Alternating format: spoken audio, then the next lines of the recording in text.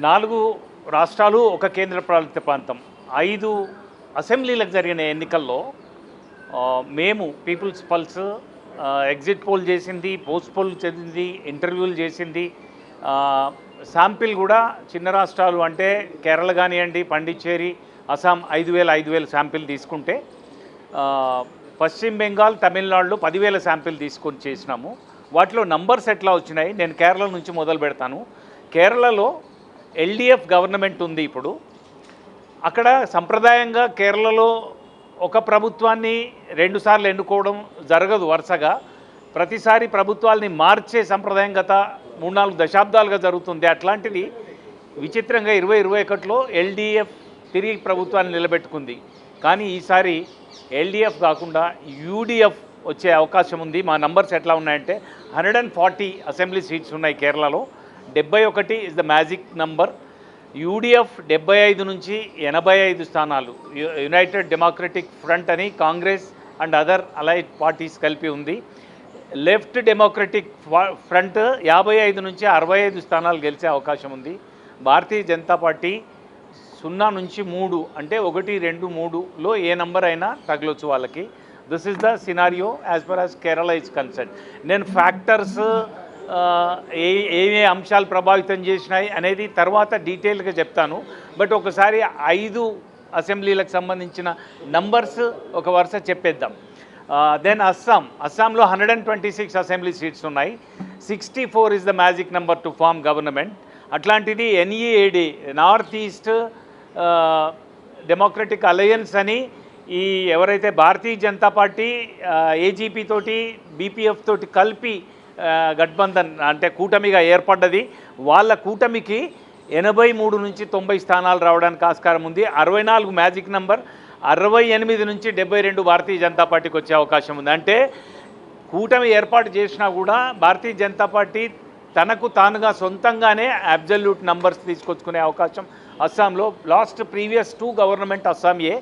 ఇది 3వ సారి గెలిచినట్టు అవుతుంది భారతీయ జనతా పార్టీ అస్సాంలో. ఈ నంబర్స్ కనుక రియల్ రిజల్ట్ 4వ తారీఖున వచ్చే ఫలితాల్లో రిఫ్లెక్ట్ అయితే this is the survey outcome.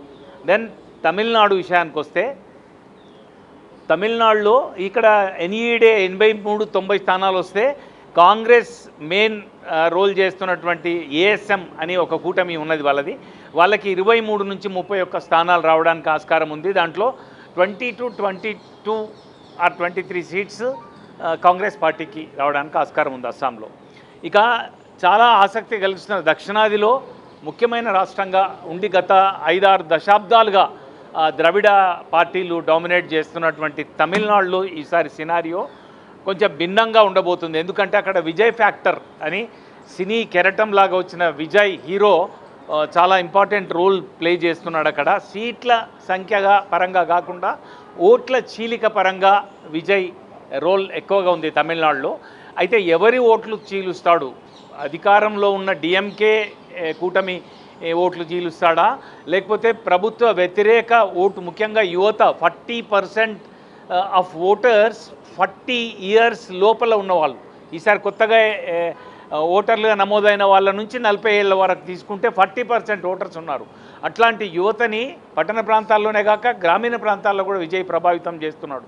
ఒకవేళ ప్రభుత్వ వ్యతిరేక ఓటునే కనుక ఆయన చీల్చినట్టయితే అది డిఎంకేకి లాభం జరుగుతుంది.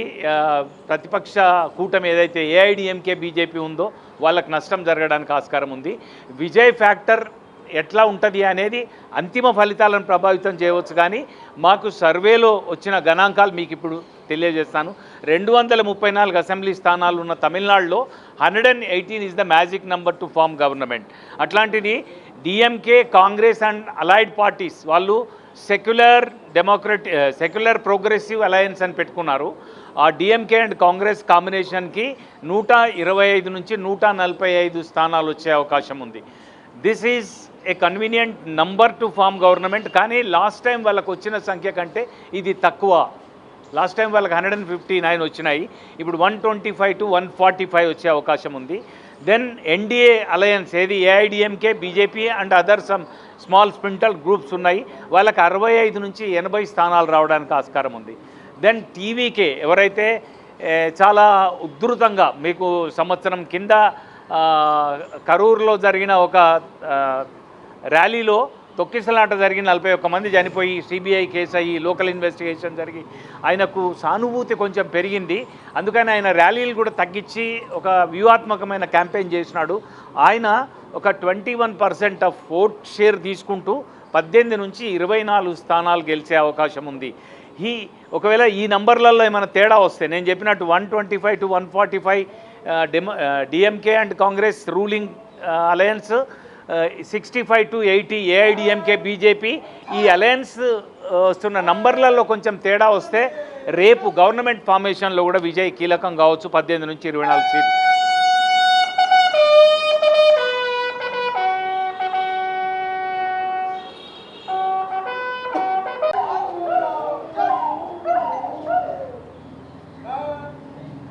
తర్వాత పాండిచ్చేరి, అది 30 అసెంబ్లీ స్థానాలు ఉన్న కేంద్రపాలిత ప్రాంతపు అసెంబ్లీ. అక్కడ 30 సీట్లకి 16 ఇస్ ద మ్యాజిక్ నెంబర్. అక్కడ ఇప్పుడు అధికారంలో ఉన్నది ఎన్ఆర్ కాంగ్రెస్ అని, రంగస్వామి ముఖ్యమంత్రిగా ఉన్నారు. అది splinter group from Congress party నుంచి బయటకు వచ్చిన గ్రూపు. వాళ్ళు బీజేపీ సహకారంతో ప్రభుత్వం రన్ చేస్తున్నారు. That is NDA government. అక్కడ వాళ్ళకు ఎన్డీఏ కూటమికి అంటే ఎన్ఆర్ కాంగ్రెస్ ప్లస్ భారతీయ జనతా పార్టీ కలిసి 16 నుంచి 19 స్థానాలు గెలవడానికి అవకాశం ఉంది. అట్లాగే ఎస్పీఏ, ఇందాక మనం చెప్పిన secular progressive alliance and DMK Congress and other parties ఉన్న వాళ్ళు సెకండ్ లెవెల్లో 10 to 12 అంటే 10 నుంచి 12 స్థానాలు గెలిచే అవకాశం ఉంది.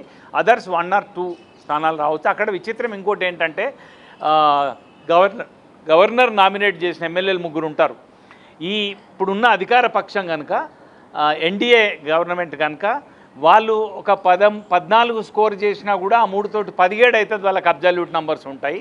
కానీ యువతల వాళ్ళు 19 వరకు స్కోర్ చేయాలి. కానీ వాళ్ళకు ఎస్పీఏ డిఎంకే అండ్ కాంగ్రెస్ కూటమికి 10 నుంచి 12 స్థానాలు వచ్చే అవకాశం ఉంది. కనుక ఇక్కడ కూడా గవర్నమెంట్ రీటైన్ చేసుకునే అవకాశమే కనిపిస్తూ ఉంది.